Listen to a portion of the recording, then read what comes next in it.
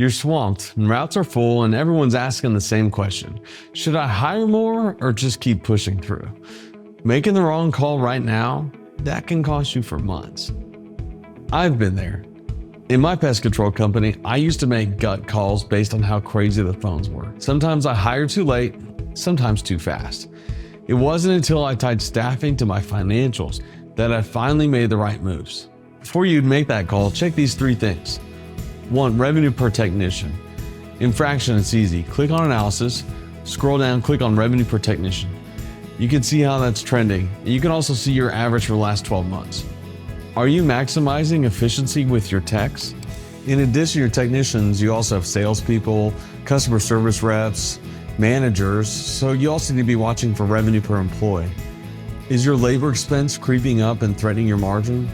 It's easy to find in FRAXN. Click on analysis and then trends, and you can plug in revenue per technician and revenue per employee and see which way those are trending.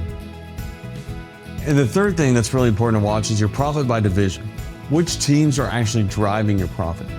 That's easy to track in FRAXN. Click on analysis and then breakdown, and you can see how your divisions are doing. With FRAXN, you get a dashboard where you can interact with these numbers.